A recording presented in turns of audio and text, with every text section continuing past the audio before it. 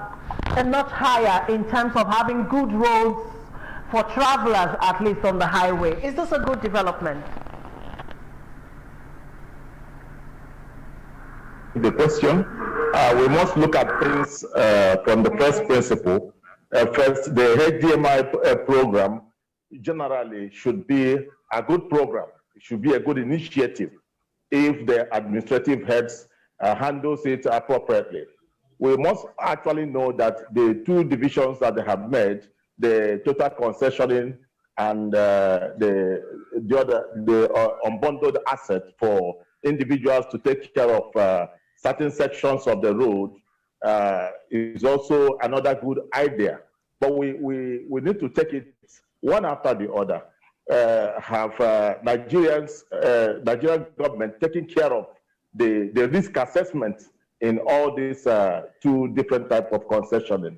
The total concessioning of the right of ways will give a certain company A the privilege to take care of road A, a federal road A. They will build, they will operate for a period of time. Let's say, for instance, a 100-year period. The cost of construction will be very high.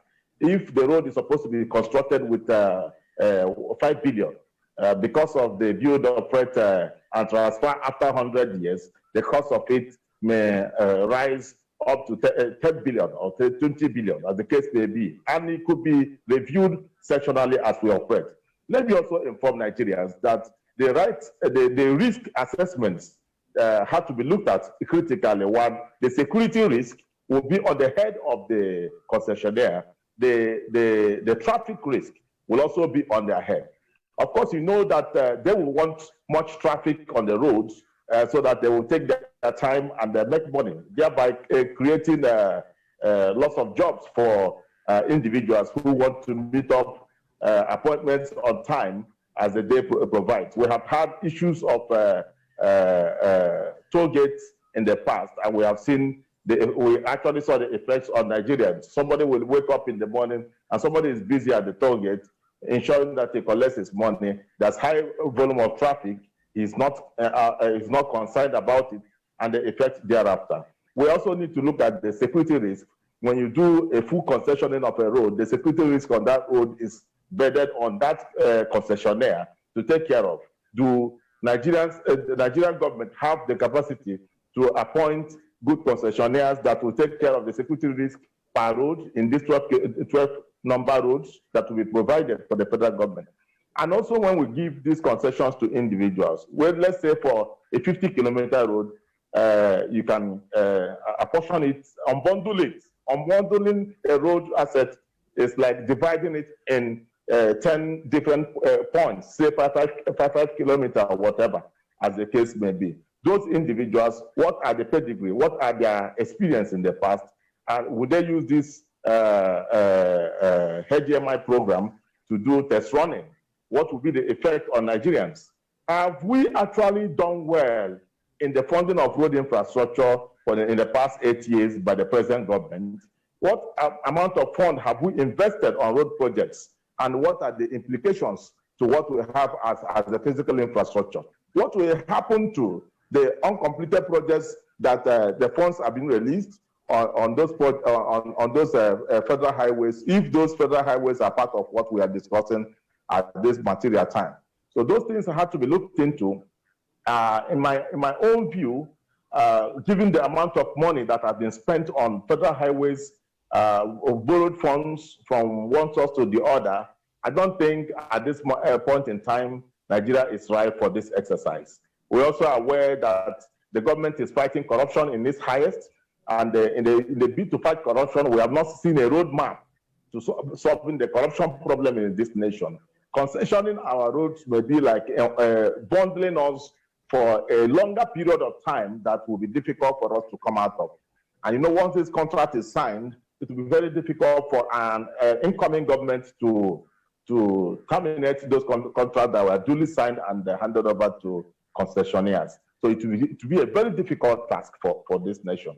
I don't think all right, at this Engineer point in Onwubiko, thank you so much for the this program will be very submission. successful. Hold on, I'll come back to you. Well, let me bring the discussion to Mr. Digbenro in the studio. You heard everything the engineer said there and all of that. One thing he made quite clear, while he was talking, is the fact that for private individuals who will be investing in building, operating, or maintaining the highways, as the government has mandated, will be focused more on generating revenue, because we're talking about huge investments here. So at the end of the day, what that might mean is Nigerians will be at the mercy of those individuals who have invested. I'm talking in terms of toll fares and stuff like that. He also mentioned the very salient point of security. We know how the highways are these days with incidences of kidnapping and every other thing. So, do you agree with the engineer that Nigeria is really not ripe for this kind of concessioning at this very critical time we are in this country now? Well, Nigerian government is behaving like a father. That because he thinks the amount he spends on his children in giving them money every day is too much.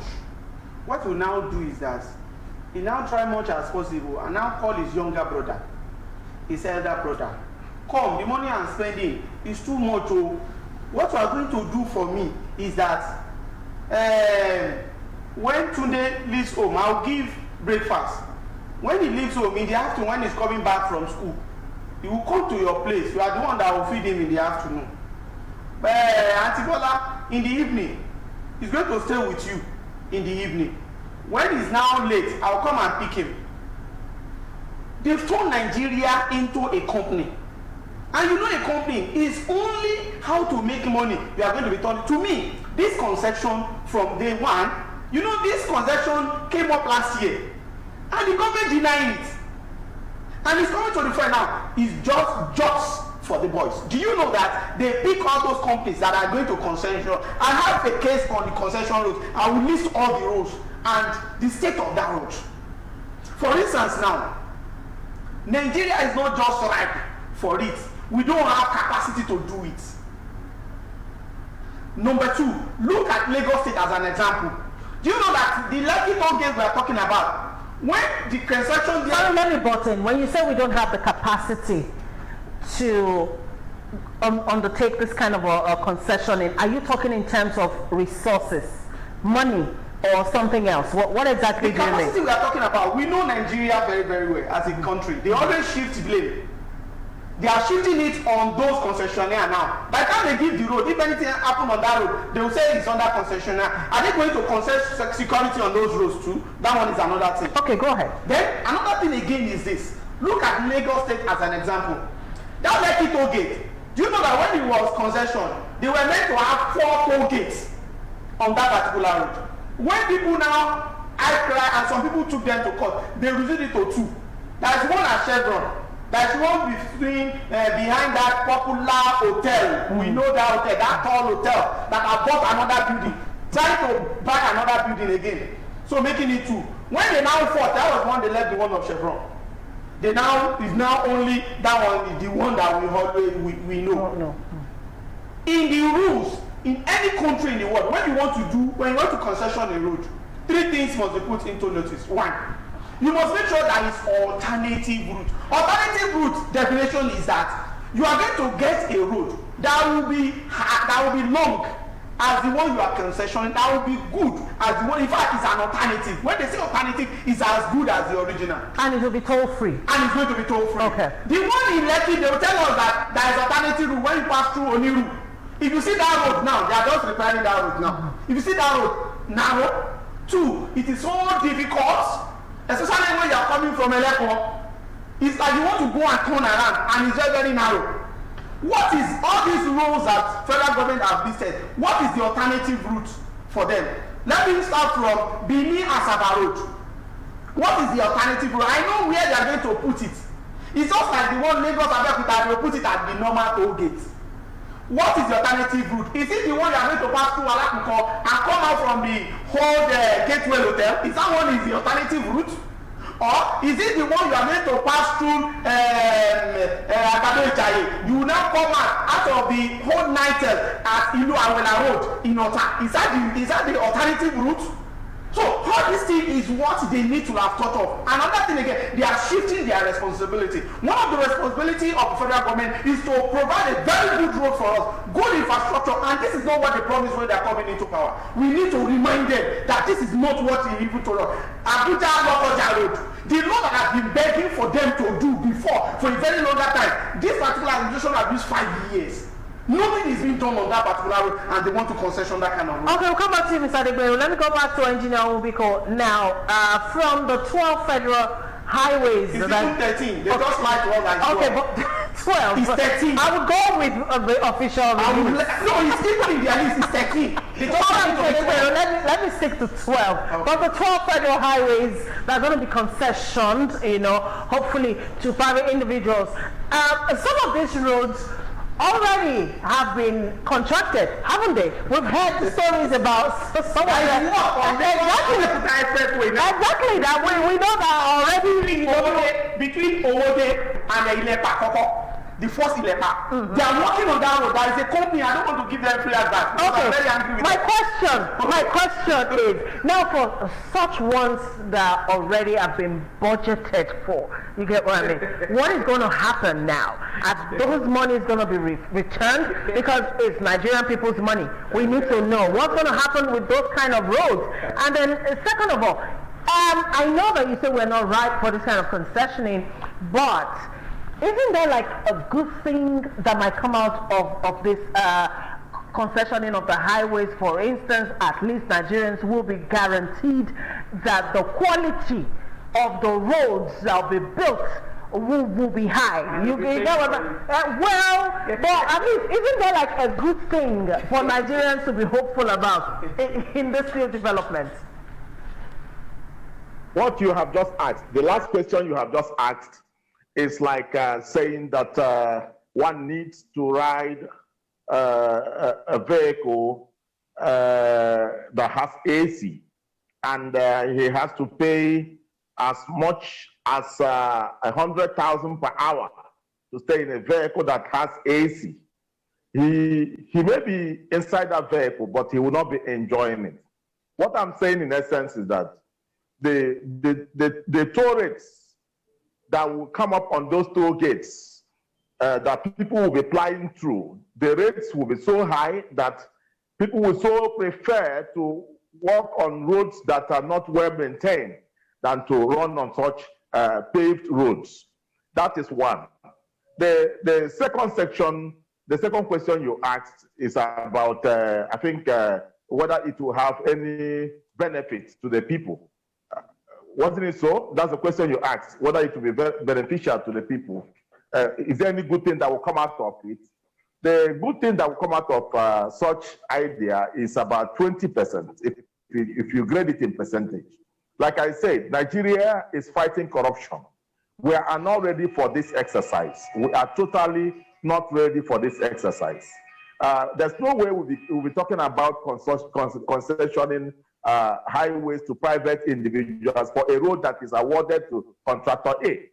Let me tell you, it has legal implications that you award a road contract to contractor A, and you come at the middle of the day and tell him that his road has been concessioned. He will take you to court, and you terminate that road. Possibly you may have mobilized more than 60% of the contract to the contractor. He goes home with the money, and all that money goes home just like that. And these are people's tax-paid funds, and it's not a good idea. You can put on litigations, and the matter will be in court for as long as as we care. You terminate a contract given to a contractor, there must be terms to terminate. And if you must terminate it unduly, you will pay dearly for it. Are we ready to pay dearly to contractors that have received awards on certain sections of some of these concession highways? I don't think we are right for it, because we are even borrowing money to pay salaries. So Nigeria is not ready for this exercise. I don't think it's a good idea now to talk about concessioning roads when virtually we are having insecurity in most of our highways. You cannot travel from the east to the north. without being afraid of insecurity on the highways. You can't travel from the west to the north without crying for insecurity on the highways. And you concession some of these roads. With these companies, do they have a track record of maintaining security? A security challenge that has affected the nation as much as Nigeria. How come you think that a small group of a company will be able to take care of this security? Because we must understand that when you concession a road, you are giving them a right of way to take care of every challenge, both the traffic problems on that road, revenue generation on that road. They decide how much they due. You can only regulate. The company will tell you, look, we have, instead of now the cement is 4,000, 3,008. Now we can no longer bill you 500 naira per drive. We will be billing you 1,000 naira. And they will give you an excuse for that. You take, for instance, what is happening in the power holding company, where an individual will go and procure a transformer against what is provided for and install it. And you write a letter to the power holding authority that you have given it to them for them to come and energize it for you. You pay for the energizing. You pay for everything. And at the end of the day, a month after, they will come in and tell you to pay them wages. And these are things that are happening in Nigeria, yet petitions are here and there, yet it's not been handled. Imagine what will happen on the highways. And these are just 12 highways and major highways in this nation.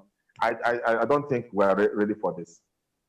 All right, I hear you, Engineer Onwubiko. One quick last question before I let you off this afternoon. Globally, government-private participation is encouraged, to move forward the country in terms of development and all that. But since in your submission, you strongly believe that this concession will not work because we are not ripe for it, what other solution would you prefer to the Nigerian government in terms of handling this road infrastructure? Because evidently, it looks like the government cannot do everything, as it were. This issue of bad roads, especially on the highways, has been a lingering issue in Nigeria. What other way do you think the government should have approached this issue? The first point of call is to run a concurrent budget. What did I say? I said the first point of call is for Nigeria to run a concurrent budget. I don't see reason why the 2021 budget would have been signed by 31st of December 2020, and up till now it's not running. It's waiting for 2020 to round up by March 31st before you begin procurement process for 2021. By the time you start procurement process, possibly bidding process will take 3 months. By the time you know it, you are awarding a job or you are releasing funds for first batch at the end of August 2021. For a budget that should have started since January, and a contract is given to a contractor by November, and you want him to rush within 6 months to complete a road project. It is not possible. So Nigeria should think of a way to find a run concurrent budget to some of those for agencies that take care of some of these infrastructures. What I mean by that is that running 2020 budget in line with 2021 budget, if that can work automatically, what it implies is that even if a job is awarded or funds are released to a contractor by 2021 ending in the name of 2020 budget, he can still run that same funds till the end of 2021, even when the 2021 budget is also released to him to continue on the same project. By so doing, there will be enough funds to execute the job. The budget year will not be terminated and the contract suspended. The funds provided for the contractor will be given to him as he raises certificates on the projects. We have a situation whereby a job is funded and terminates by next month, 31st December, 31st March 2021 for 2020 budget. And this job will not reoccur in the budget in the next 3-4 years. And the stage of the job will be in a critical condition that a contractor is not supposed to suspend the project. And he has no other option than to suspend it because there's no provisional funds to continue this project. If he goes on to borrow funds or source funds from elsewhere to continue these projects, the interest rates for repayments will be so much a fund that even after 3 years, the cost of interest will be so much, possibly half of the funds that will be used for the execution of the project. So it is not economically wise for us to run a budget that allows contracting firms to execute projects within a space of 3, 4, 5 months, maximum of 6 months. Construction don't work that way. And we have to drive it hard. We thank the president to have signed the budget ahead of time. But the problem we had is that if the president had allowed the budget to run concurrently, the 2021 budget to run concurrently with the allowance they gave for 2020 budget to end by March. By now, procurement processes must have started in various ministries in the for 2021 budget. Possibly before March 31st, the award of contracts will go on. Funds will be released. First batch of funds will be released to contractors that are running ongoing projects, and these projects will be completed in due course with maximum safety.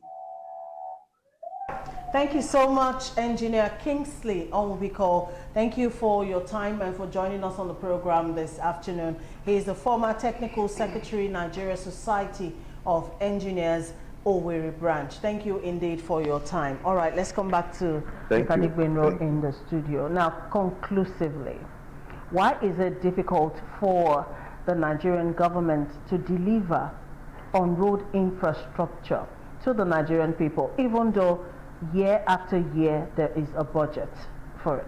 One of the things is what Engineer Kingsley has rightly said. One of it is corruption. Look at the press release that was released from the Ministry of Works, and I just laugh. I know many journalists may not, for some of us that always read between the lines. You know, I said 13, but the heading said 12, Abi. We have Bini Asaba Road 1, Abuja Lokoja Road 2, Kano Katsina Road 3, Onisha Owerri 4, Shagamu Bini 5, Abuja Kefi Akwanga 6, Kano Shuari 7, Potiskun Damaturu 8, Lokoja Bini 9, Enugu Port Harcourt 10, Ilorin Ijeba 11, Lagos Abeokuta Expressway 12, Lagos Badagry Semeboda Road 13. Even in the press release, it shows that number one is corruption.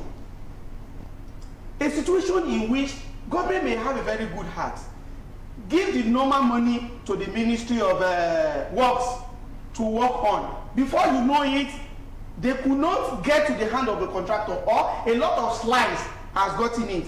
Then from the contractor, maybe that contractor is contractor 1. They work subcontractors. So through that particular angle, the money has been sliced for a longer way. Then another thing again is the trust. If the Minister for Works will tell us that we should not worry, Lagos Badagry Expressway is going to be fixed in 2 years, and this is the 5th year, and nothing has been done, such citizens would never believe. Then another one again is this: a lot of bureaucracy. A lot of bureaucracy. You see the Minister of Finance that will not release the money that has been approved by the National Assembly, or some money will not be approved and they are going to be spending. Okay, look at the 2020 budget. Is what we are still using, and we are going to use it until March 31st. 2021 that has been passed, we will not even touch it. When are we going to start? April.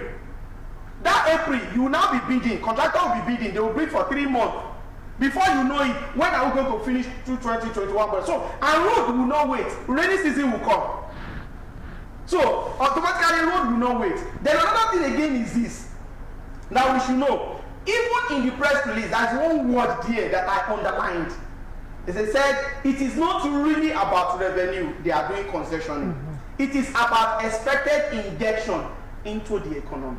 Tell me, if you have a good road, and we should not forget, this concession is going to have multiplier effects. So if you are taking from Oshodi to Songo for 300 naira, be warming up. Falagon are waiting for you is 500, because if you have that toll gate there and they are going to Songo, they will toll you according to it. So they will be waiting for you. That one is one. Those Iyalojas, they are jumping up, because when they are taking their goods from the farm down to Lagos, is the same what they are going to pay for. And don't forget, lorries with loads, they pay higher than the ordinary car. so they are waiting. Ripple effects on the goods and services. And another thing again is this: school fees is going to rise, because don't forget, teachers is not living in heaven.